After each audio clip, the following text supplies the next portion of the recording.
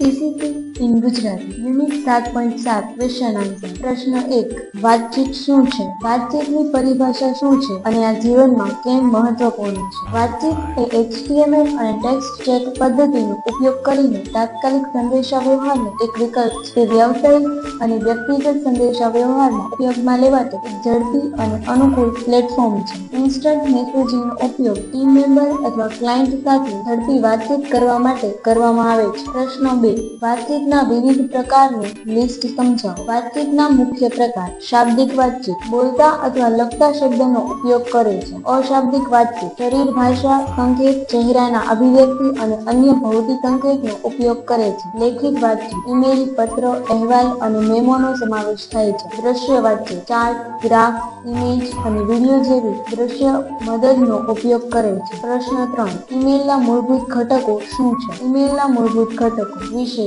ઈમેલના ઉદ્દેશનું સંક્ષિપ્ત વર્ણન. પ્રાપ્તકર્તા એડ્રેસ તમે જે વ્યક્તિને ઈમેલ મોકલો છો તેનું ઈમેલ સરનામું. બોડી ઈમેલનું મુખ્ય સામગ્રી. એટેચમેન્ટ ઈમેલ સાથે જોડાયેલ ફાઇલ અથવા ડોક્યુમેન્ટ. સહી તમારું નામ અથવા સંપર્ક માહિતી જે ઈમેલના અંતે આવે છે. પ્રશ્ન 4 ઇલેક્ટ્રોનિક મેઇલ શું છે અને તેનો ઉદ્દેશ શું છે? ઇલેક્ટ્રોનિક મેઇલ એ ઇન્ટરનેટ પર એક વ્યક્તિથી બીજી વ્યક્તિ સુધી ડિજિટલ સંદેશ મોકલવાનું એક સાધન છે. તેનો ઉપયોગ વ્યક્તિગત, વ્યવસાયિક અને શૈક્ષણિક સંદેશાવ્યવહાર માટે થાય છે, જે દૂરથી માહિતીના તાત્કાલિક અને કાર્યક્ષમ વિનિમય માટે સક્રિય છે. પ્રશ્ન 5 ઈમેલને યોગ્ય રીતે કેવી રીતે એડ્રેસ કરશો? ઈમેલને યોગ્ય રીતે એડ્રેસ કરવા માટે ટુ ફિલ્ડમાં પ્રાપ્તકર્તાના ઈમેલ એડ્રેસનો ઉપયોગ કરો. તમે CC અથવા BCC ફિલ્ડમાં અન્ય લોકોના એડ્રેસ પણ ઉમેરી શકો છો. વિષય ફિલ્ડમાં ઈમેલના ઉદ્દેશને સ્પષ્ટ રીતે લખો. પ્રશ્ન 6 ઈમેલ ક્લાયન્ટને કન્ફિગર કેવી રીતે કરશો? ઈમેલ ક્લાયન્ટને કન્ફિગર કરવા માટે તમારે ઈમેલ પ્રદાતા સર્વરની માહિતી, SMTP, તમારું ઈમેલ એડ્રેસ અને પાસવર્ડ દાખલ કરવાની જરૂર પડશે. ઈમેલ સેવા પ્રદાતા અથવા ઈમેલ ક્લાયન્ટ દ્વારા આપવામાં આવેલા સેટઅપ સૂચનને અનુસરો. પ્રશ્ન 7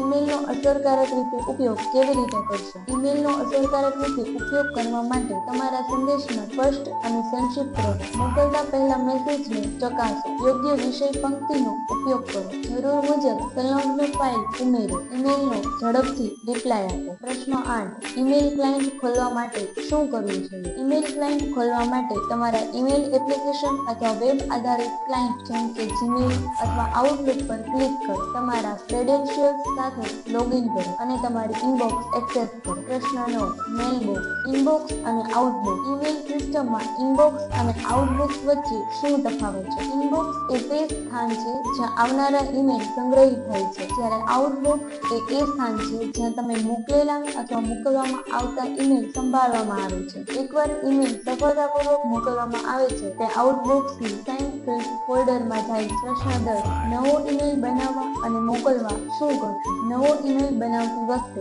1 તમારું ઈમેલ ક્લાયન્ટ ખોલો. 2 કમ્પોઝ અથવા ન્યૂ ઈમેલ પર ક્લિક કરો. 3 ટુ ફિલ્ડમાં પ્રાપ્તકર્તાનું ઈમેલ એડ્રેસ દાખલ કરો. 4 વિષય ફિલ્ડમાં સ્પષ્ટ વિષય લખો. 5 ઈમેલના મુખ્ય વિષયને ટાઈપ કરો. 6 જરૂરી હોય તો એટેચમેન્ટ ઉમેરો. 7 સેન્ડ પર ક્લિક કરો. પ્રશ્ન 11 ઈમેલ મેસેજનો રિપ્લાય કેવી રીતે આપશો? ઈમેલના મેસેજનો રિપ્લાય આપવા માટે મેસેજ ખોલો અને રિપ્લાય બટન પર ક્લિક કરો. પછી તમે તમારી જવાબી મેસેજ બોડીમાં ટાઈપ કરો અને સેન્ડ પર ક્લિક કરો. ઈમેલ મેસેજને ફોરવર્ડ કરવાનો અર્થ શું છે અને તમે આ કેવી રીતે કરી શકો? ઈમેલ મેસેજને ફોરવર્ડ કરવું એ એનો મેસેજ અન્ય કોઈને મોકલવાનો અર્થ છે. મેસેજ ખોલો, ફોરવર્ડ બટન પર ક્લિક કરો, પ્રાપ્તકર્તાનો ઈમેલ એડ્રેસ દાખલ કરો અને સેન્ડ બટન પર ક્લિક કરો. ઈમેલમાં કેવી રીતે સોર્ટ અને સર્ચ કરી શકાય? ઈમેલને તારીખ, વિષય અથવા અવાંછિત સ્થિતિ મુજબ સોર્ટ કરી શકો છો. મોટાભાગના ઈમેલ ક્લાયન્ટ્સમાં સર્ચ ફીચર પણ હોય છે, જ્યાં તમે ચોક્કસ કીવર્ડ,